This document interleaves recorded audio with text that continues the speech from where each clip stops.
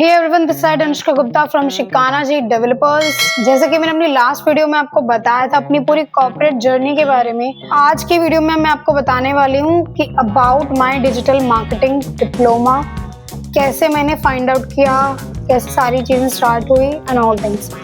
सो online मैंने Instagram पे check किया, काफ़ी सारी चीज़ें एक्सप्लोर की, तो मुझे एक इंस्टीट्यूट समझ में आया, that was LSKDM and CP में है ये। सो वहाँ से मैंने परस्यू किया अपना ऑनलाइन डिजिटल मार्केटिंग डिप्लोमा, क्योंकि ऑफलाइन के लिए मेरे पास इतना टाइम नहीं था कि मैं ऑफलाइन जाके वहाँ पे क्लासेस लूँ, क्योंकि मैं अपनी जॉब भी साथ साथ में कर रही थी। सो मैंने सैटरडे संडेज अपने पर्टिकुलर जो ऑफ थे वो मैनेजर से बात करके शिफ्ट करवा लिए थे, so that I can pursue my course. So along with my job, I was doing this course also, and हमारे बैच में 3 लोग थे एंड एक हमारे ट्रेनर थे। So एक घंटे की हमारी क्लासेस होती थी, उसमें हमने काफ़ी सारी नई चीज़ें एक्सप्लोर की, सीखी। लाइक फर्स्ट हमने स्टार्ट किया था ग्राफिक डिज़ाइनिंग, जिसमें हमारा आता है Canva, then video editing, SEO और सोशल मीडिया मार्केटिंग, किस तरीके से हमें पोस्ट बनानी है, एडिट करना है, ये सारी चीज़ें। गूगल माई बिजनेस के बारे में उन्होंने बताया। सो ऑलमोस्ट इस तरीके से हमने इसमें एड्स भी चलाने सीखे कि किस तरीके से हमें एड्स रन करने हैं इंस्टाग्राम पे, फेसबुक पे, गूगल एड्स हम कैसे रन कर सकते हैं। सो ये कुछ मैं आपको टॉपिक्स बता रही हूँ जो कि उन्होंने हमें सिखाए थे, एंड इस तरीके से ऑलमोस्ट 6 मंथ्स का हमारा ये डिप्लोमा चला था।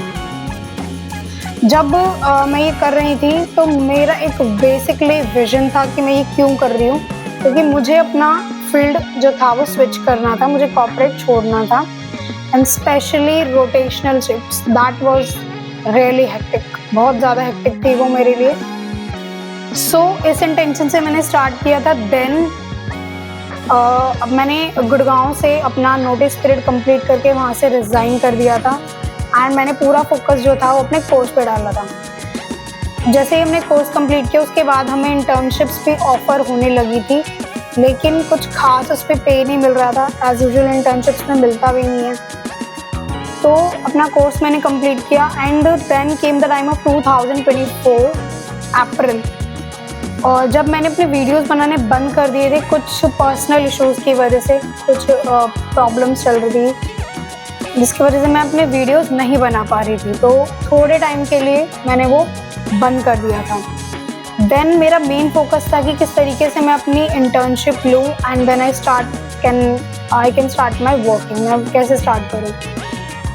उसके बाद जब इंस्टीट्यूट वालों ने हमें इंटर्नशिप्स ऑफ़र की थी काफ़ी सारी, उसमें से एक जो थी वो मेरे घर की लोकेशन के पास थी, वहाँ मैंने ज्वाइन किया ऑलमोस्ट 1 से 2 मंथ्स के लिए। लेकिन वहाँ पे भी मुझे कुछ खास अच्छा नहीं लगा, क्योंकि वहाँ पे लिटरली मैं तुम्हें बता रही हूँ बिल्कुल गधे घोड़ों की तरह हो रहा था कि तुम्हें एक व्हाट्सएप पे मैसेज सेंड करना है। अब एक बात बताओ कि व्हाट्सएप पे मैसेज सेंड करने में डिजिटल मार्केटिंग की कोई रिक्वायरमेंट नहीं थी। सो बेसिकली जिस तरीके से मैं काम कर रही थी उन लोगों को पसंद नहीं आ रहा था। वहाँ पे मैंने उनके सोशल मीडिया प्लेटफॉर्म्स बनाए, अलग अलग वेबसाइट पे काम किया, पूरी उन्हें वेबसाइट डिज़ाइन की, सारी चीज़ें की, बट स्टिल वहाँ पे कोई और एम्प्लॉय ऑलरेडी था मुझसे पहले जो कि ये सारी चीज़ें मैनेज कर रहा था। तो हर चीज़ में मेरा कंपैरिजन उससे करते थे कि पंकज तो ऐसे करता था, पंकज वैसे करता था, तो दैट वाज क्वाइट फ्रस्ट्रेटिंग। सो मैंने उनके इंस्टाग्राम पेज पे काम करना शुरू किया, मैंने रील्स पे काम किया, सो दैट पोस्ट से कुछ नहीं होता था, रील्स पे ही आपको ज़्यादा फोकस करना पड़ेगा आज के टाइम पे, अगर आपको ऑडियंस तक पहुंचना है, अपनी टारगेटेड ऑडियंस निकालनी है तो। लेकिन फिर कुछ चीज़ें वहाँ पे सही नहीं होने की वजह से मुझे वहाँ से क्विट करना पड़ा, वहाँ से छोड़ना पड़ा। Then I was finding some other, then Internshala, हमारा जो इंटरशाला ऐप है उस पर भी मैंने काफ़ी सारी इंटर्नशिप्स जो थी वो चेक की, उन्हें गो थ्रू किया, काफ़ी जगह अप्लाई किया, बहुत सारी एप्लीकेशंस भेजी, स्टिल वहाँ पे नहीं हुआ। Then I got a call from somewhere near by my home, and that was for real estate, that was basically for real estate internship. वहाँ पे मैंने परस्यू किया, वहाँ पे मैं गई, मैंने उनसे बातचीत की, मुझे सारी चीज़ें ओवरऑल सही लग रही थी, सो वहाँ पे मैंने ज्वाइन कर लिया था। ऑलमोस्ट वहाँ पे मैंने 7 to 8 मंथ्स मैंने वहाँ पे काम किया। लेकिन स्टार्टिंग में चीज़ें कुछ और थी, धीरे धीरे चीज़ें वहाँ पे भी बदलती चली गई। रियल एस्टेट का नया स्टार्टअप था वो, लेकिन धीरे धीरे जो वहाँ पे भी ऑफिस पॉलिटिक्स एज यूजुअल आपकी स्टार्ट हो गई है। तो somehow I was managing all these things, मतलब जैसे तैसे गाड़ी चल रही थी, लेकिन कुछ खास मुझे वहाँ पे नहीं लग रहा था।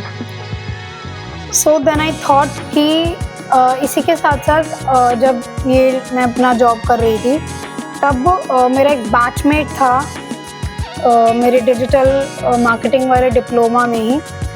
Then we had thought that why should not we start for a digital marketing agency। हमने सोचा कि एक डिजिटल मार्केटिंग एजेंसी हम स्टार्ट करते हैं जिसमें हम पार्टनरशिप पे काम करेंगे, ठीक है। लेकिन उसमें भी हम प्रोजेक्ट्स ढूंढ रहे थे, क्लाइंट्स ढूंढ रहे थे, काफ़ी सारी चीज़ें कर रहे थे। पार्टनरशिप्स अगर आप कर रहे हो किसी के साथ, बहुत सोच समझ के कीजिए, क्योंकि हर कोई पार्टनरशिप बिजनेस आपके साथ नहीं कर सकता। एंड सेम चीज़ मेरे साथ हुई। वो जो मेरा बैचमेट था वो बेसिकली ज़्यादा रिस्पॉन्सिबिलिटीज़ नहीं लेने को तैयार था। तो अगर मेरी बेसिकली ये एडवाइस है कि अगर आप पार्टनरशिप किसी के साथ भी कर रहे हो, आइदर इन बिजनेस और कैसे भी कर रहे हो, तो भाई बहुत सोच समझ के करो। क्योंकि अगर आप सारी मेहनत कर रहे हो तो ऐसा नहीं होना चाहिए, अगर 50% आप कर रहे हो तो 50% उसे भी करना चाहिए। लेकिन इस तरीके से काम नहीं हो रहा था। So that's why I had left that. मैंने उसे क्लियरली बोल दिया कि भाई काम ऐसे नहीं हो पाएगा। And he was already busy in his personal life and all these things. So I just left that, क्योंकि इस तरीके से आप कोई भी बिजनेस नहीं चला सकते जिस तरीके से वो काम कर रहा था। Then I focused on my, मैंने सोचा कि मैं अपना एक दूसरा ब्रांड स्टार्ट करती हूँ। मैंने started for Omkara creations, that was for Korean earring. Then I started my Instagram page. मैंने एक नए बिजनेस पे काम करना शुरू किया, that was Omkara creations. And उसमें मैंने काफ़ी सारी चीज़ें सीखी कि किस तरीके से आप कोलैबोरेशंस करते हैं, कैसे आप कुरियर्स भिजवाते हैं, कैसा कंटेंट बनाना होता है। उस पेज पे मैंने काफ़ी काम किया।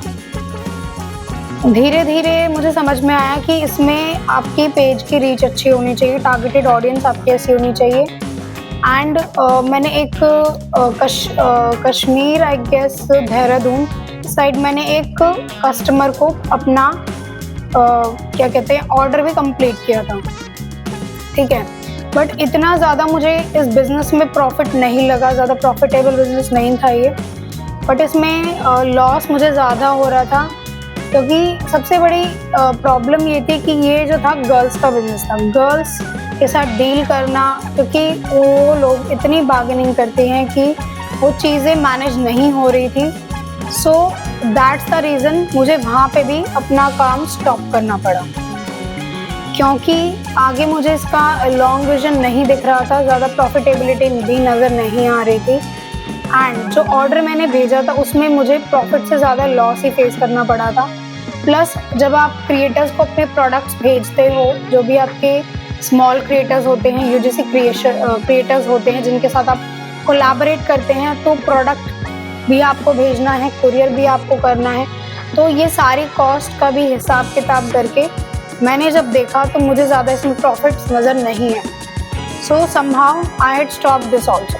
और उसके बाद फिर मैं अपनी जॉब पे ही फोकस कर रही थी, मतलब उसी पे मैं काम कर रही थी। मैंने सोचा था कि इसी पे मैं कंटिन्यू करूँगी। हो सकता है यहाँ पे कुछ ग्रोथ हो, कुछ बेनिफिट्स हो सकते हैं, आगे मुझे कोई विजन मिल सकता है। लेकिन अनफॉर्चुनेटली ऐसा नहीं हुआ। वहाँ पे भी आपकी ऑफिस पॉलिटिक्स जो थी बहुत ज़्यादा बढ़ गई थी, काफ़ी सारी पार्शियलिटी हो रही थी। सो वो चीज़ें भी मुझसे मैनेज नहीं हो रही थी। And then came the time of 2025। ऐसे करते करते आपका 2025 स्टार्ट हो चुका था, कुछ 1 या 2 महीने इसके निकल गए थे। उसके बाद 2025 was the worst year of my life because I had faced so many issues, so many things, but it had changed me a lot. ये साल ने मुझे पूरा बदल के रख दिया था। 2025 वॉज द टाइम कि आई वुड अप्रिशिएट कि भाई बहुत अच्छा हुआ कि ये टाइम मेरी लाइफ में आया, क्योंकि ये मुझे बहुत कुछ सिखा के गया कि किस तरीके से मुझे आगे अपनी लाइफ में चलना है, किस तरीके से लोगों से डील करना है। ये सारी चीज़ें उसने मुझे सिखाई, क्योंकि इस टाइम पे मेरे कुछ मेजर फैमिली इश्यूज हो गए थे। मेरे ब्रदर की हेल्थ इश्यूज स्टार्ट हो गए थे, जिनसे मैं समहाउ डील कर रही थी अलॉन्ग विद माई जॉब। कुछ डेज का मैंने ब्रेक लिया था। सारी चीज़ें hospital and all things I was managing all alone, all bye my on. ये सारी चीज़ें मैं मैनेज कर रही थी। समहाउ उसे डिस्चार्ज मिला ऑलमोस्ट 2 से 3 महीने के बाद। वो घर वापस आया, सारी मेडिकेशंस उसका देखना, वो सारी चीज़ें। अब वो बिल्कुल सही है, एकदम फिट एंड फाइन है, टच वुड, भगवान की कृपा से बिल्कुल अब सब अच्छा चल रहा है। And then came the time, Janmashtami का टाइम था and it was 2025। Some things had happened and I had left my job also. जब मैंने लेफ्ट आउट वहाँ से कर दिया था ड्यू टू ऑफिस पॉलिटिक्स आप कह सकते हैं, या जो भी रीजंस थे, मुझे वहाँ से भी मैंने छोड़ दिया था। Then along with this things and I was literally very depressed. मुझे नहीं समझ में आ रहा मैं क्या करूँ। इसी के साथ साथ मैंने थोड़े टाइम के लिए बेसिकली मुझे डांस का शौक है, हॉबी है मेरी, तो मैंने कुछ टाइम के डांस क्लासेस ज्वाइन की।